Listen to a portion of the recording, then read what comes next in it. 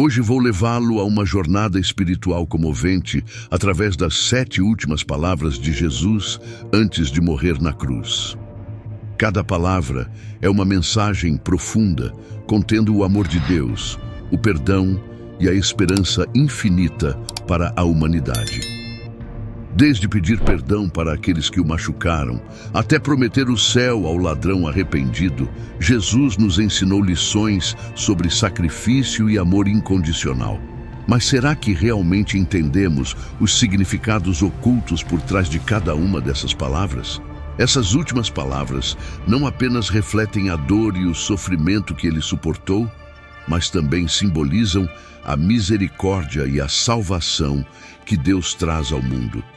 Vamos explorar e meditar em cada uma dessas palavras para obter uma apreciação mais profunda do grande amor de Deus e descobrir mensagens surpreendentes que podem mudar a maneira como vemos o sacrifício na cruz. Você está pronto para aprender a magia por trás de suas últimas palavras? Antes de começarmos, adoraria que você curtisse e se inscrevesse em nosso canal para que possamos continuar a espalhar mensagens de esperança, fé e encorajamento para mais pessoas. Número 1. Pai, perdoa-lhes, porque não sabem o que fazem. Lucas, capítulo 23, versículo 34. Vamos explorar uma história simples e sincera sobre o começo de tudo. Imagine um tempo antes de haver algo, antes que as estrelas iluminassem o céu, antes que a terra girasse em torno do sol. Naquela época havia apenas Deus. E desse nada sem fim Deus falou, e o universo começou. É uma história sobre como tudo foi originalmente criado como bom e belo, uma época em que o mundo era novo, perfeito e cheio de vida, amor e harmonia. Antes do momento em que Jesus morreu na cruz, a Bíblia nos diz que Deus fez o mundo. Quando ele falou, tudo ganhou vida. As estrelas, os oceanos, as montanhas e todas as coisas vivas. Deus chamou sua criação de muito boa. Era um lugar onde tudo existia em harmonia. Pessoas, natureza e Deus estavam intimamente ligados e a vida estava cheia de um propósito profundo. Mas esse belo equilíbrio não durou para sempre. Tudo mudou quando Adão e Eva escolheram desobedecer a Deus. O pecado entrou no mundo, trazendo dor, sofrimento e separação de Deus. A partir daí, a humanidade enfrentou lutas, guerras, ódio e violência passaram a fazer parte de nossa história. No entanto, Deus nunca deixou de nos amar. Ele tinha um plano para consertar esse relacionamento quebrado, para curar a dor do mundo. E no centro desse plano estava Jesus. Vamos avançar para Jerusalém, cerca de 2000 anos atrás. Jesus passou 3 anos compartilhando a mensagem de Deus, falando sobre amor, bondade e perdão. Ele curou os enfermos, acolheu aqueles que foram rejeitados e trouxe esperança aos desesperados. Mas nem todos estavam prontos para aceitar sua mensagem. Muitos líderes religiosos e pessoas poderosas se sentiram ameaçados pelo que ele estava dizendo e conspiraram para detê-lo. Na noite anterior à sua crucificação, Jesus orou em um jardim chamado Getsêmani. Ele sabia o que estava prestes a acontecer, a traição, o sofrimento e a cruz. Mas ele escolheu seguir o plano de Deus. Naquela noite, um de seus próprios seguidores, Judas, entregou-o para ser preso. A partir daí, Jesus enfrentou provações, zombarias e espancamentos. Ele foi acusado injustamente e as multidões que antes o aplaudiram agora exigiam: crucifica-o. Jesus carregou sua cruz pelas ruas de Jerusalém, machucado e exausto, com as pessoas observando. Alguns ficaram curiosos, outros zombaram dele e alguns choraram. Foi uma cena cheia de emoções humanas cruas, raiva, tristeza, confusão. Muitos na multidão não entendiam realmente o que estavam testemunhando. Mesmo os seguidores mais próximos de Jesus se sentiram impotentes, incapazes de mudar o que estava se desenrolando. Finalmente, Jesus chegou a um lugar chamado Gólgota, que significa o lugar da caveira. Lá, os soldados o pregaram na cruz, levantando-o entre dois criminosos. A dor que ele suportou foi além do que podemos imaginar: pregos em suas mãos e pés, uma coroa de espinhos pressionada em sua cabeça. Enquanto ele estava pendurado na cruz, as pessoas se reuniam ao redor, algumas por curiosidade, outras por crueldade. Eles zombaram dele, dizendo: "Se você é o Filho de Deus, salve-se a si mesmo." Mas a resposta de Jesus foi diferente. Ele não mostrou raiva ou condenação. Em vez disso, ele olhou para os que estavam ao seu redor, os soldados romanos, a multidão, até mesmo aqueles que o traíram, e orou: "Pai, perdoa-lhes, porque não sabem o que estão fazendo." Deixe isso afundar por um momento. Jesus estava com uma dor inimaginável, mas orou pelas pessoas que o colocaram lá. Ele pediu a Deus que os perdoasse. Ele sabia que eles não entendiam completamente o que estavam fazendo. Para eles, ele era apenas mais um encrenqueiro, outro criminoso. Mas Jesus viu além de suas ações. Ele viu seu quebrantamento, sua cegueira e sua necessidade de graça. Essas palavras, "Pai, perdoa-lhes", não eram apenas para os soldados romanos ou para a multidão enfurecida. Eles são para todos nós. Eles mostram a profundidade do amor de Jesus, um amor que se estende até mesmo àqueles que o machucam, oferecendo uma segunda chance. É um amor que escolhe suportar o pior das ações da humanidade e ainda responder com misericórdia. Esse tipo de perdão não é o que normalmente esperamos. Quando alguém nos machuca, nossa reação natural é muitas vezes segurar a dor, buscar vingança. Mas as palavras de Jesus nos ensinam um caminho diferente. Ele nos mostra que o perdão pode trazer cura, tanto para quem o oferece quanto para quem o recebe. É uma maneira de se libertar do ciclo de mágoa e amargura. Quando Jesus pediu ao Pai que perdoasse aqueles que o crucificaram, ele estava revelando o verdadeiro coração de Deus. Um Deus que quer tirar nossa culpa e vergonha, trazer de volta a bondade que ele pretendia desde o início da criação. É um lembrete de que não importa o quão longe pensemos que caímos, ninguém está fora do alcance da misericórdia de Deus. Mesmo sofrendo na cruz, o Espírito de Jesus permaneceu intacto. Sua missão era sobre o amor, um amor tão poderoso que superou até a morte. E quando ele deu seu último suspiro, a terra tremeu. O céu escureceu e a cortina do templo se rasgou em duas, mostrando que um novo caminho havia se aberto para as pessoas retornarem a Deus. Mas esse não foi o fim da história. 3 dias depois, Jesus ressuscitou dos mortos, provando que o amor é mais forte que o ódio, que a vida vence a morte e que o perdão de Deus está disponível para todos que o buscam. Esta é uma história que mudou vidas por milhares de anos, uma história de esperança, mesmo quando as coisas parecem mais sombrias. Então, o que essas palavras, "Pai, perdoa-lhes", significam para nós hoje? Talvez você tenha sofrido mágoas de alguém próximo a você, ou talvez carregue o peso dos erros do passado. As palavras de Jesus nos lembram que o perdão é sempre possível, que a graça é real. Nem sempre é fácil, mas é o caminho que leva à verdadeira liberdade. É uma maneira de deixar o passado para trás e abrir espaço para a cura. Quando escolhemos perdoar, estamos seguindo os passos de Jesus, trazendo um pouco dessa bondade original de volta ao mundo. Estamos dizendo que o amor tem a palavra final, não o ódio ou a vingança. E nesses momentos temos um vislumbre do que Deus pretendia para um mundo cheio de paz, onde cada um de nós é conhecido, visto e amado. Pai, perdoa-lhes, porque não sabem o que fazem. Estas palavras são um dom da graça que é dado gratuitamente, sem condições. Eles nos convidam a experimentar essa mesma graça, a compartilhá-la com os outros e a viver de uma maneira que reflita o coração daquele que os falou. Número 2. Em verdade vos digo que hoje estareis comigo no paraíso. Lucas, capítulo 23, versículo 43.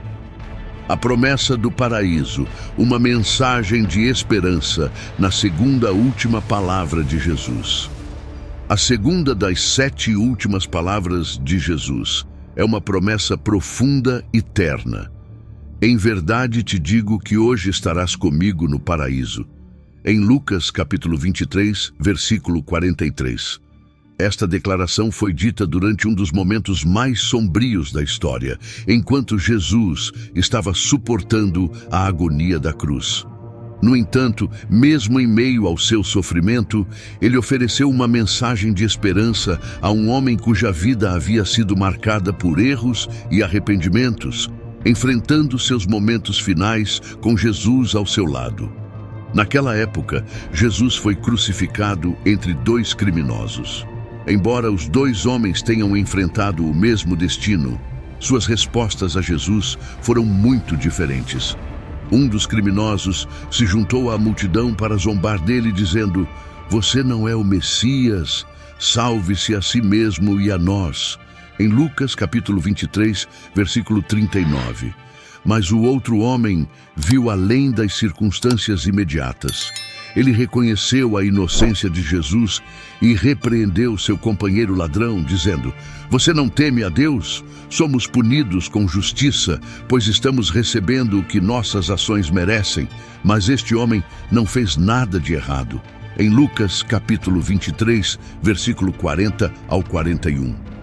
Em um momento de humildade, esse segundo criminoso se voltou para Jesus com um apelo simples, mas sincero: "Jesus, lembre-se de mim quando entrar no seu reino." Em Lucas, capítulo 23, versículo 42.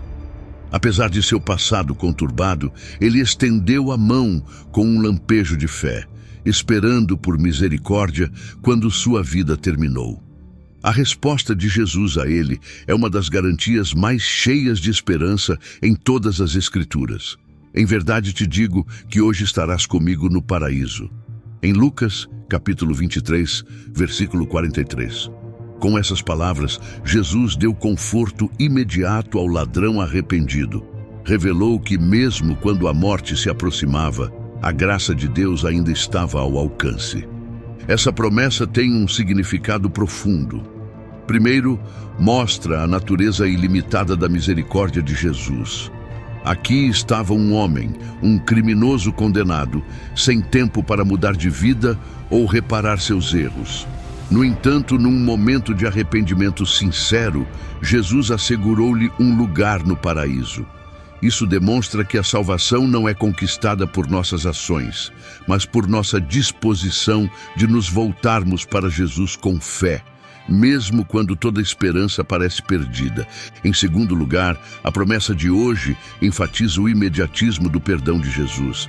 Ele não disse: "Algum dia você pode estar no paraíso", ou "depois de um tempo de espera". Em vez disso, ele disse: "Hoje". Isso destaca que a graça de Deus não é adiada. Está disponível agora para aqueles que o procuram com um coração sincero. Por fim, a palavra paraíso oferece uma visão de paz e descanso eternos. Em termos bíblicos, paraíso representa um lugar de perfeita comunhão com Deus, um lugar livre de sofrimento, dor e tristeza. Ao prometer isso, Jesus deu esperança ao ladrão além da sepultura, mostrando que há mais além de nossas provações e lutas terrenas. Para os crentes, esta história é um lembrete poderoso. Ela nos ensina que não importa o quão distantes possamos nos sentir de Deus, e não importa os erros que cometemos, nunca é tarde demais para nos voltarmos para Ele. Reflete a essência do reino de Deus, onde a graça triunfa sobre o julgamento, e mesmo aqueles que se voltam para Ele na hora final podem encontrar aceitação. Isso nos assegura que o amor de Jesus se estende a todos, oferecendo esperança quando parece que tudo está perdido. Refletindo sobre as palavras de Jesus ao ladrão, somos lembrados de que a promessa de salvação está sempre próxima.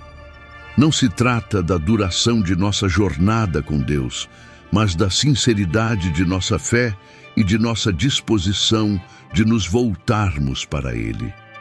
A história do ladrão é um testemunho de que os braços de Jesus estão abertos para qualquer um que o busque, não importa quando ou onde.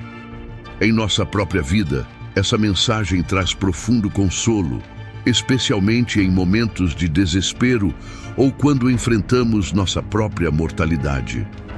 Isso nos garante que a graça de Deus nunca está fora de nosso alcance, que seu amor é imutável e que há uma promessa de paraíso para aqueles que depositam sua confiança nele. Número 3. Mulher, eis aí o teu filho, eis aí a tua mãe. João, capítulo 19, versículo 26 ao 27. Um olhar mais atento a um momento de ternura da cruz. Mulher, eis aí o teu filho, eis aí a tua mãe. Vamos parar um momento para refletir sobre uma das cenas mais ternas da crucificação, capturada nas palavras de Jesus.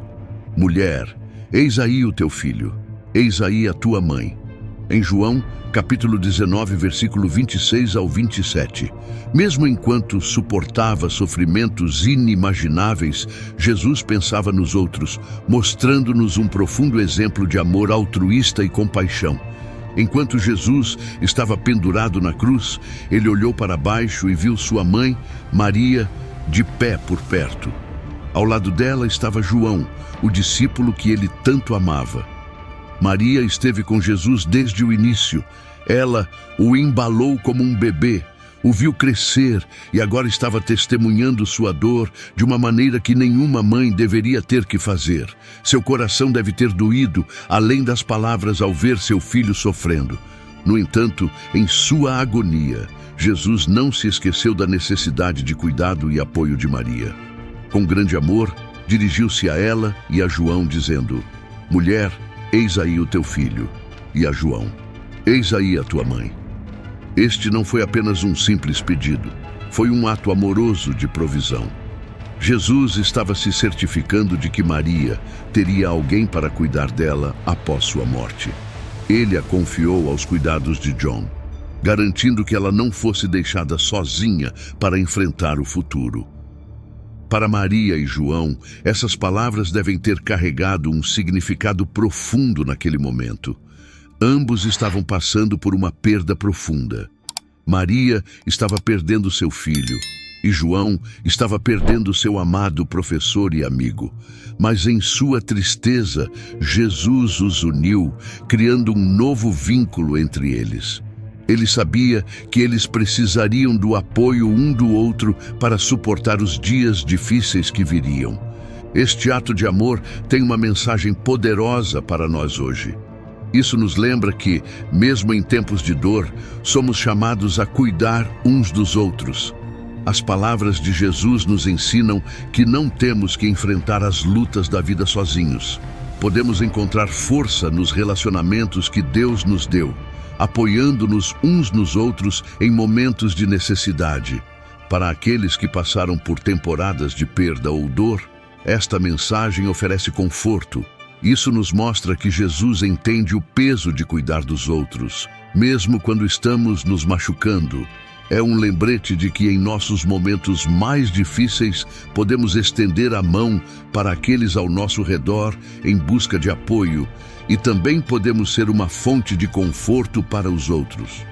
O exemplo de Jesus nos encoraja a pensar em como podemos estender amor às pessoas ao nosso redor, especialmente as que enfrentam momentos difíceis. Pode ser um amigo que precisa de alguém para ouvir, um vizinho que precisa de uma ajudinha ou um membro da família que precisa de incentivo. Assim como Jesus garantiu que Maria fosse cuidada, nós também podemos ser uma fonte de apoio e cuidado na vida dos outros. Esta cena da cruz também nos lembra da importância da comunidade que Deus nos deu. Como seguidores de Cristo, fazemos parte de uma família que é construída sobre amor e fé, não apenas laços de sangue. O novo relacionamento entre Maria e João é uma bela imagem dessa família espiritual que Deus cria entre os crentes. É um lembrete de que somos chamados a carregar os fardos uns dos outros e a estar lá uns para os outros em todos os desafios da vida. Ao refletirmos sobre as palavras de Jesus, mulher, eis aí o teu filho, eis aí tua mãe. Lembremo-nos do profundo cuidado que ele demonstrou mesmo em seus momentos finais. É um chamado para estarmos cientes das necessidades das pessoas ao nosso redor, para oferecer nosso amor e apoio, especialmente quando os tempos são difíceis. E é um lembrete de que, na família de Deus, nunca precisamos andar sozinhos. Nós temos um ao outro, assim como Maria e João se tiveram. E isso faz toda a diferença. Número 4. Meu Deus, por que me abandonaste? Mateus capítulo 27, versículo 46. Marcos capítulo 15, versículo 34. Uma reflexão mais profunda sobre o grito de Jesus. Meu Deus, por que me abandonaste? Vamos parar um momento para considerar um dos momentos mais comoventes da crucificação. O grito de Jesus. Meu Deus, por que me desamparaste? Em Mateus capítulo 27, versículo 46, Marcos capítulo 15, versículo 34. Essas palavras, ditas por Jesus nas horas finais de sua vida, ecoam no tempo, cheias de uma profundidade crua de dor e abandono que toca o próprio âmago do sofrimento humano. Enquanto ele estava pendurado na cruz, suportando a agonia física e o peso do tormento espiritual, sua voz se ergueu em um apelo desesperado, não sussurrado, mas clamado com o último suspiro de um coração cansado e sofredor. Para realmente entender o peso desse clamor, precisamos voltar ao Salmo 22, que começa com essas mesmas palavras assustadoras. Quando Jesus falou com eles, ele estava conectando seu sofrimento às antigas palavras do rei Davi, reunindo a dor daquele momento com a esperança escrita nas Escrituras séculos antes. O Salmo 22 começa com um grito de abandono, mas não termina aí. Ele se move em direção a uma declaração de confiança e esperança na fidelidade de Deus. Ao invocar este salmo, Jesus não estava apenas expressando seus próprios sentimentos. Ele estava sinalizando para aqueles ao seu redor e para todos nós que o plano redentor de Deus estava em ação, mesmo durante o que parecia ser uma escuridão total. No entanto, em meio a essa conexão com as Escrituras, não devemos ignorar a profunda humanidade nas palavras de Jesus. Este é Jesus totalmente divino e totalmente humano, sentindo o peso esmagador do pecado humano. Naquele momento, ele carregou todos os pecados, todas as tristezas, todos os medos que a humanidade já conheceu. Pense no peso da traição, do ódio, da injustiça e do sofrimento. Tudo colocado sobre os ombros de alguém que nunca conheceu o pecado. Está além de nossa capacidade de compreender plenamente Jesus, puro e irrepreensível, assumindo de bom grado todo o fardo de um mundo quebrado. Ele se tornou pecado por nós para que pudéssemos nos tornar a justiça de Deus. E naquele momento ele experimentou algo inimaginável, uma sensação de separação do Pai. Isso não foi uma separação devido às suas próprias ações ou natureza, mas um resultado do pecado que ele carregou em nosso favor. Ao longo de sua vida, Jesus desfrutou de uma comunhão íntima e ininterrupta com Deus Pai. Mas agora, quando o pecado do mundo o pressionava, sentia uma distância que nunca conhecera. Era como se o calor e a luz da presença de seu Pai tivessem sido escondidos dele, deixando-o em uma profunda escuridão. É uma escuridão com a qual podemos nos relacionar, que sentimos em nossos próprios momentos de perda, medo e incerteza. Mas para Jesus, que conheceu a perfeita proximidade do Pai, essa foi uma profundidade nova e agonizante de sofrimento. No entanto, mesmo quando ele clamou, meu Deus, ouvimos um eco de fé inabalável. Mesmo em sua mais profunda agonia, Jesus não rejeita a Deus. Ele ainda chama, afirmando seu relacionamento com o Pai, mesmo quando esse relacionamento parece distante. Este grito é tanto uma pergunta quanto uma oração, um apelo envolto na esperança de que em algum lugar além da dor, Deus ainda esteja ouvindo. É um lembrete para nós de que mesmo quando nos sentimos abandonados, Deus ainda está próximo, mesmo quando não podemos sentir sua presença. A fé de Jesus no Pai permanece, mostrando-nos que a fé não é a ausência de luta, mas a disposição de alcançar Deus, mesmo através das lágrimas. Para aqueles de nós que enfrentaram momentos de dor intensa, perda ou sensação de abandono, o grito de Jesus oferece um profundo conforto. Diz-nos que Jesus entende. Ele sabe o que é se sentir totalmente sozinho, sentir como se Deus estivesse longe quando você mais precisa dele. Ele caminhou pelo vale do sofrimento e do desespero e, por ter suportado essa separação, abriu um caminho para nos aproximarmos de Deus. Ele experimentou a solidão final para que nunca tivéssemos que enfrentá-la. Ao citar o Salmo 22, Jesus nos aponta não apenas para seu início, mas para sua conclusão, onde o desespero dá lugar à esperança. O salmista, depois de expressar sua angústia, passa para um lugar de confiança e louvor, declarando a fidelidade de Deus, mesmo nos momentos mais sombrios. Jesus sabia que seu sofrimento não era o fim da história. Ele sabia que, por meio de sua dor, um plano maior de redenção estava se desenrolando. Ele podia ver além da cruz para a ressurreição, para o amanhecer que romperia após a noite mais escura. É como se, mesmo enquanto carregava o peso do pecado do mundo, ele estivesse nos lembrando que os propósitos de Deus estão sempre em ação, mesmo quando estão ocultos de nossa vista. Para os cristãos, este momento na cruz é um lembrete profundo do custo de nossa salvação. Ela nos revela a profundidade do amor de Deus, um amor que enviaria seu único filho para suportar uma dor tão inimaginável por nós. Mostra até onde Jesus estava disposto a ir para nos reconciliar com Deus, para nos trazer de volta ao abraço do Pai. É um amor que alcança os lugares mais profundos de nossa dor e diz: você não está sozinho e vale esse sacrifício. Essa cena também fala daqueles momentos em que nos sentimos distantes de Deus, quando nos perguntamos se Ele está realmente presente em nosso sofrimento.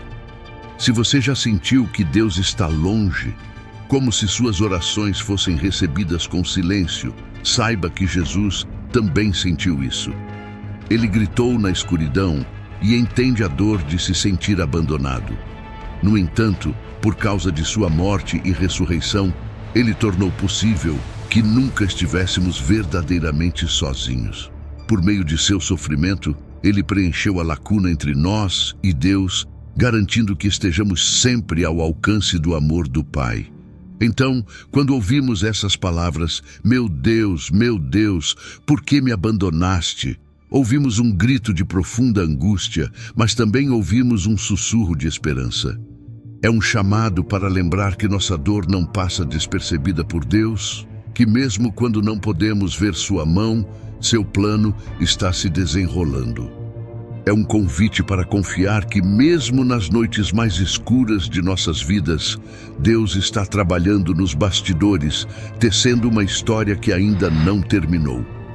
O sofrimento de Jesus na cruz nos diz que não há profundidade de dor que Ele não possa alcançar, nenhum lugar de desespero onde seu amor não possa nos encontrar.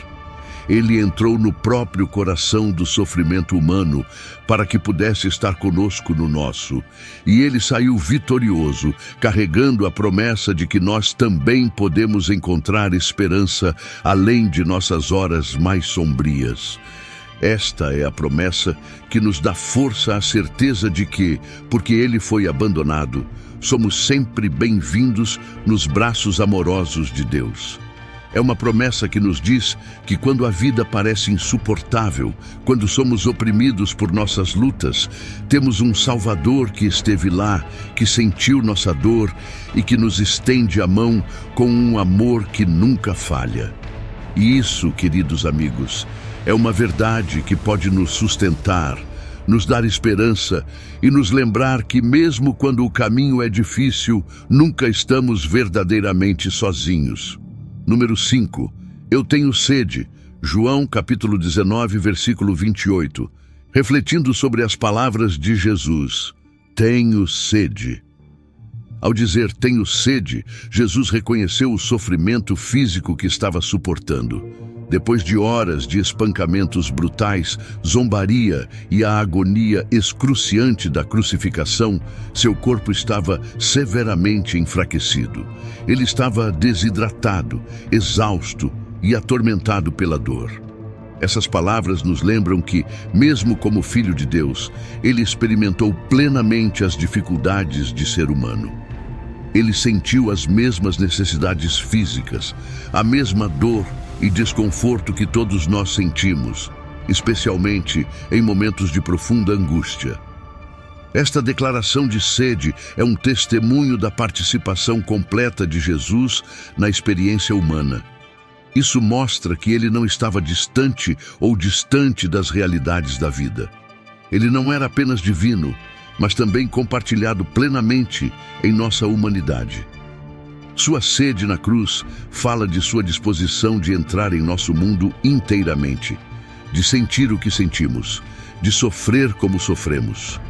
Para qualquer pessoa que tenha suportado dor, solidão ou dificuldades, é profundamente reconfortante saber que temos um Salvador que entende o que significa sofrer. Ele conhece nossas lutas porque ele mesmo as enfrentou.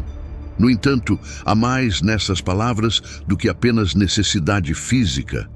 Quando Jesus disse, tenho sede, ele também estava cumprindo as Escrituras. O Salmo capítulo 69, versículo 21, predisse, puseram fel na minha comida e deram-me vinagre para matar a minha sede. Ao expressar sua sede, Jesus estava mostrando que, mesmo em seus momentos mais dolorosos, o plano de Deus estava sendo cumprido. Seu sofrimento não foi aleatório, era parte de um propósito maior. Cada detalhe, incluindo sua sede, foi entrelaçado no cumprimento das Escrituras, demonstrando que as promessas de Deus estavam se cumprindo exatamente como ele havia predito. Além do sofrimento físico e do cumprimento da profecia, tenho sede carrega ainda outra camada de significado, espiritual. Representa o profundo desejo de Jesus de completar a missão para a qual foi enviado. Ao longo de sua vida, Jesus falou muitas vezes de seu propósito, dizendo em João capítulo 4, versículo 34, minha comida é fazer a vontade daquele que me enviou e terminar sua obra. Agora, em seus momentos finais na cruz, suas palavras refletem essa mesma dedicação inabalável. Ele tinha sede, não apenas de água, mas do cumprimento da vontade de Deus, da conclusão da obra que traria salvação à humanidade. Este momento nos ensina uma lição profunda sobre o compromisso com o plano de Deus, mesmo quando envolve sofrimento. O desejo de Jesus de cumprir a missão que lhe foi dada pelo Pai não vacilou, mesmo quando ele enfrentou as profundezas da dor. Suas palavras nos lembram que nossas jornadas espirituais também podem trazer momentos de sede, momentos em que ansiamos por força, por significado, por um senso da presença de Deus. Nesses momentos, podemos extrair força do exemplo de Jesus, sabendo que ele também experimentou sede, tanto física quanto espiritual, mas permaneceu fiel ao seu chamado. Para aqueles de nós que conheceram o vazio ou o anseio, as palavras de Jesus, tenho sede, são um lembrete gentil de que não estamos sozinhos. Jesus entende esses sentimentos intimamente. Ele sabe o que significa ter sede física e espiritual e sabe o que significa suportar os momentos mais difíceis. Nele, temos um companheiro que enfrentou as mesmas provações, mas que nos convida a nos apoiar nele em nossos momentos de necessidade.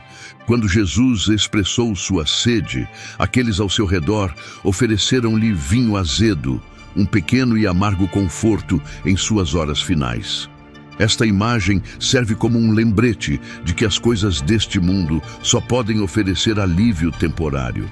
Eles não podem realmente satisfazer nossas necessidades mais profundas.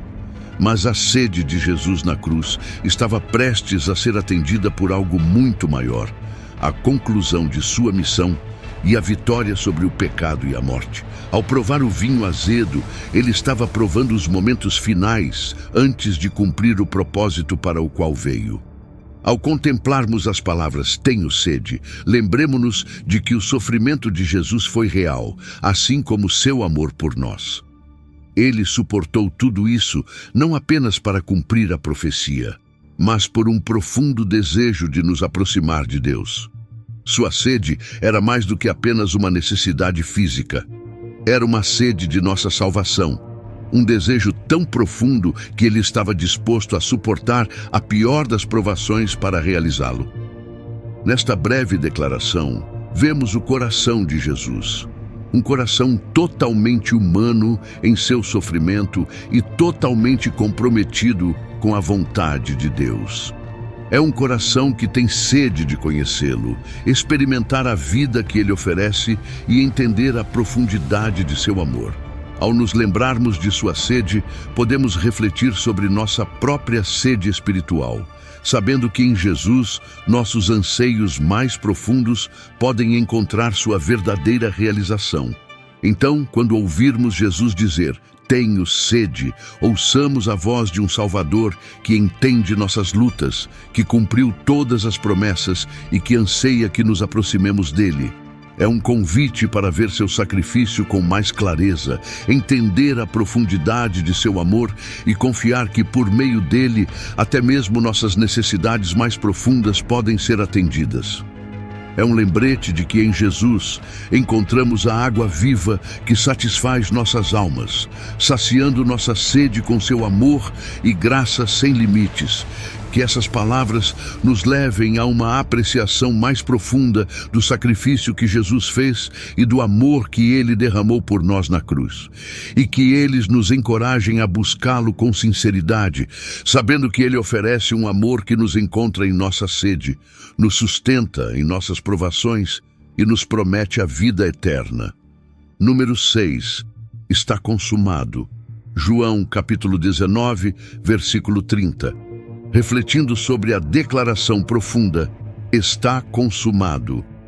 Quando Jesus disse, está consumado, ele estava proclamando que tudo o que ele veio fazer havia sido realizado. Sua missão na terra de ensinar, curar, revelar o amor de Deus e, o mais importante, trazer a redenção da humanidade, estava agora completa. Este não foi um grito de derrota, foi uma declaração de vitória. O propósito pelo qual ele viveu, sofreu e morreu foi agora cumprido. Nesse momento, ele sabia que o preço pelo pecado havia sido pago integralmente. Desde o início, Deus tinha um plano para resgatar a humanidade do poder do pecado. Em todo o Velho Testamento, há profecias e promessas apontando para um Salvador que viria para tirar os pecados do mundo. Jesus era esse Salvador, e sua vida e morte foram o cumprimento do plano de Deus. Suas palavras finais na cruz, está consumado, sinalizaram que todas as profecias, todas as promessas haviam chegado ao fim. Imagine por um momento o peso que Jesus carregou na cruz. Ele carregou o fardo de todos os pecados passados, presentes e futuros. A dor, a rejeição, o sofrimento, tudo isso fazia parte do sacrifício que ele fez por amor a cada um de nós. Quando ele declarou, está consumado, ele estava nos dizendo que nada mais precisava ser feito. A dívida do pecado foi paga de uma vez por todas, e a barreira que nos separava de Deus foi derrubada. Esta declaração é também uma mensagem de esperança. Ele nos diz que não importa o que tenhamos feito, não importa o quanto nos desviemos, o caminho de volta a Deus está aberto por causa do que Jesus realizou. Não há nada que possamos acrescentar à sua obra na cruz. Seu sacrifício é completo. Ele conquistou a vitória sobre o pecado e a morte, e somos convidados a compartilhar essa vitória. Para muitos de nós, é fácil sentir que precisamos ganhar o amor de Deus ou compensar nossos erros. Mas está consumado nos lembra que Jesus já fez tudo o que era necessário para nos trazer de volta a Deus. Seu amor é um presente dado gratuitamente e sua obra na cruz nos assegura que nossos pecados foram perdoados. A palavra grega original que Jesus usou, tetelestai, era comumente usada no mundo antigo para significar pago integralmente. Era um termo que poderia ser estampado em uma conta ou dívida que havia sido completamente liquidada. O uso dessa palavra por Jesus nos diz que a dívida do pecado foi totalmente paga. Não há saldo pendente, nem penalidade prolongada. Ele cuidou de tudo para que pudéssemos ser livres. Mas essa vitória não foi apenas sobre o passado. Abriu a porta para um novo futuro. Ao dizer "está consumado", Jesus tornou possível que tivéssemos um relacionamento restaurado com Deus. Sua morte e ressurreição abriram o caminho para a vida eterna e a promessa de que, por meio da fé nele, podemos nos tornar parte da família de Deus. Este momento na cruz mudou o curso da história, oferecendo esperança e salvação a todos os que creem. Então, o que isso significa para nós hoje?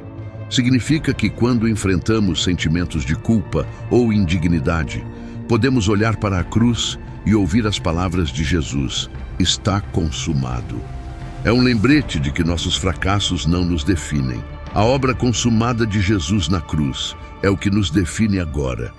Ele nos diz que não importa quão sombrio seja nosso passado, não importa quão pesados sejam nossos fardos, há esperança e um futuro por causa do que ele fez.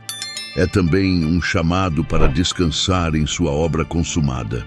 Muitos de nós passamos a vida nos esforçando, tentando obter aprovação ou provar nosso valor. Mas as palavras de Jesus nos convidam a encontrar paz em saber que o trabalho mais difícil já foi feito. O caminho para a graça e o amor de Deus não é algo que temos que esculpir para nós mesmos. Ficou claro pelo sacrifício de Jesus. Ao pensarmos sobre essas palavras, "está consumado", lembremo-nos de que elas não são apenas o fim do sofrimento de Jesus, mas o começo de nossa redenção.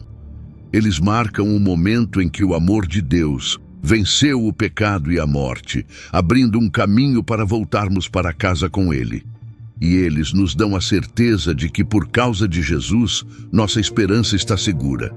Então, vamos nos apegar a esta verdade: está consumado. Nessas palavras, encontramos a promessa de que somos amados, perdoados e redimidos. É uma promessa que traz conforto em tempos de luta e paz, em tempos de dúvida, lembrando-nos que por causa de Jesus, a história não termina com a morte, mas continua na esperança da vida eterna. E isso, queridos amigos, é a maior vitória de todas. Número 7. Pai, em tuas mãos entrego o meu espírito. Lucas capítulo 23, versículo 46. Refletindo sobre as palavras finais de Jesus: Pai, em tuas mãos entrego o meu espírito. Vamos refletir sobre as palavras finais que Jesus falou enquanto estava pendurado na cruz. Pai, em tuas mãos entrego o meu espírito. Em Lucas, capítulo 23, versículo 46. Essas palavras, ditas com seu último suspiro, carregam uma profundidade imensurável de significado, cheias de paz, entrega e confiança. Eles nos lembram do amor que definiu toda a vida de Jesus. Um amor que permaneceu firme, mesmo em sua hora mais sombria. Para mim, este momento é um dos mais comoventes e profundos de todas as Escrituras. Ele captura a essência da fé, um tipo de fé que vê além da dor e da morte, confiando completamente no cuidado do Pai. Ao longo de sua vida, Jesus demonstrou um vínculo inquebrável com Deus Pai. Desde suas orações na solidão, buscando a orientação do Pai, até as vezes em que ele expressou o amor de Deus por meio de atos de compaixão, ficou claro que seu relacionamento com o Pai era a fonte de sua força. Agora, ao enfrentar os momentos finais de sua jornada terrena, esse vínculo brilha mais uma vez. Ao dizer: Pai, em tuas mãos entrego o meu espírito. Jesus estava citando o Salmo capítulo 31, versículo 5. Uma oração de confiança que os judeus devotos teriam recitado em momentos de vulnerabilidade. É uma oração que expressa a fé em Deus como um refúgio, um abrigo em tempos de angústia. Mas essas palavras eram mais do que uma referência a uma oração antiga. Eles eram uma declaração profundamente pessoal de rendição. Jesus, à beira da morte, estava confiando seu espírito, sua própria essência nas mãos do Pai. Este não foi um momento de desistência, foi um ato consciente de fé, uma oferta de sua vida de volta a Deus, sabendo que a morte não tinha a palavra final.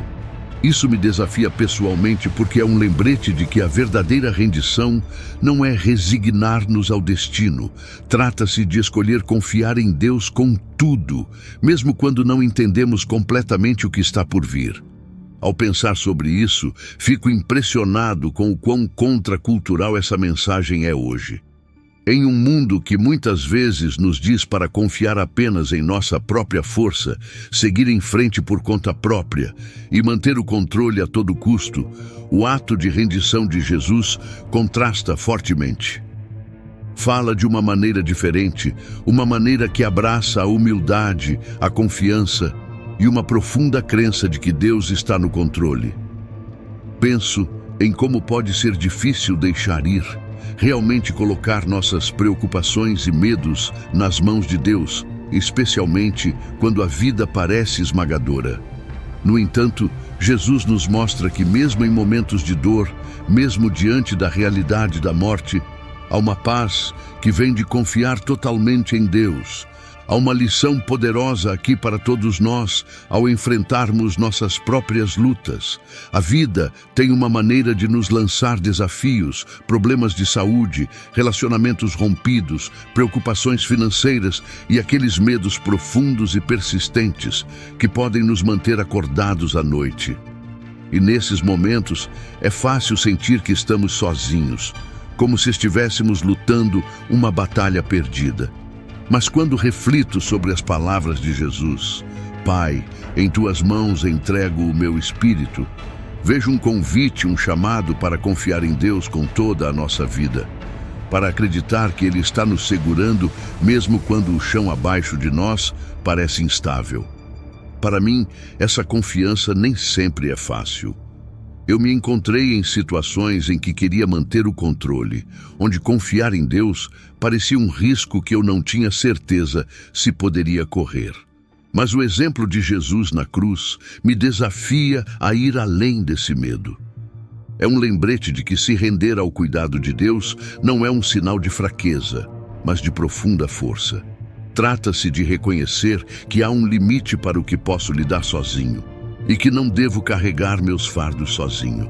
E quando finalmente chego a esse lugar de rendição, encontro uma paz que nunca poderia ter alcançado com meus próprios esforços. Quando Jesus confiou seu espírito ao Pai, ele também estava fazendo uma declaração profunda sobre a esperança da vida eterna.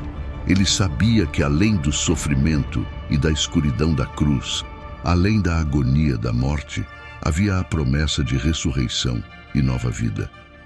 É uma esperança que vai além das limitações deste mundo, oferecendo-nos a certeza de que as promessas de Deus se estendem muito além de nossas vidas terrenas.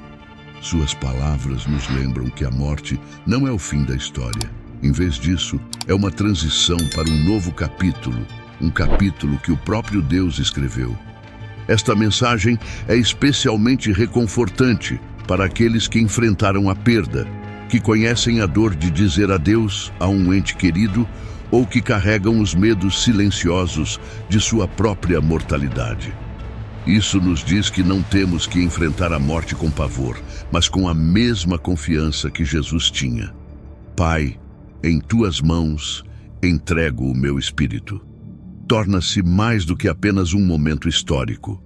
Torna-se uma oração que cada um de nós pode levar conosco, uma maneira de dizer: Deus, eu confio em você com tudo o que sou, agora e para sempre. É uma forma de encontrar paz, sabendo que nas mãos de Deus nossos espíritos estão seguros. Mas o que mais me impressiona é que essa mensagem não é apenas sobre o fim da vida, é sobre como vivemos cada dia.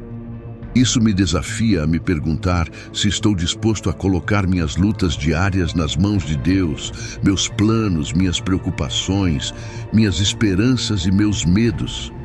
É um chamado para viver com a mesma confiança que Jesus mostrou na cruz, acreditando que Deus está presente mesmo quando o caminho não é claro.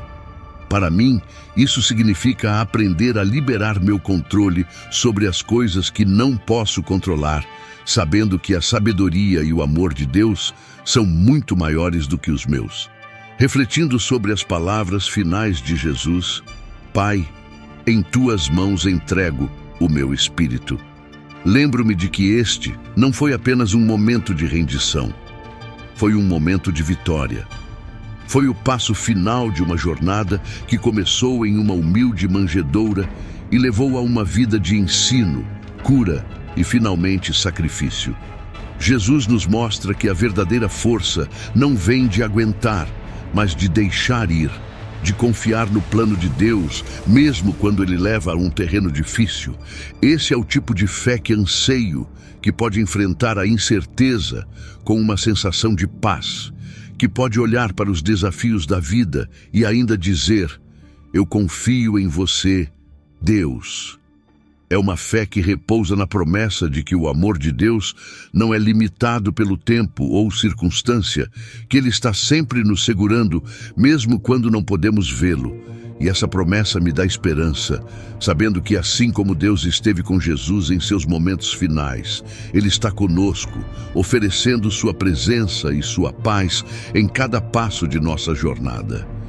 Então, quando ouvirmos Jesus dizer: Pai, em tuas mãos entrego o meu espírito, vamos ouvir mais do que apenas um sussurro de rendição. Ouçamos a força de um Salvador que enfrentou a morte com fé inabalável, o amor de um filho que sabia que os braços de seu pai estavam esperando por ele. E vamos levar essa mensagem para nossas próprias vidas, encontrando coragem para colocar nossa confiança nas mãos de Deus, sabendo que Ele é um refúgio seguro para nossos espíritos.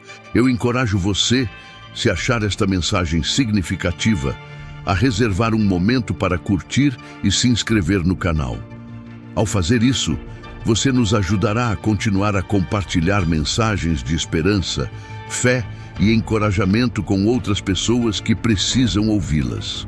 Juntos, podemos criar uma comunidade que apoie uns aos outros na confiança em Deus, encontrando paz em sua presença e vivendo com o tipo de fé que muda tudo.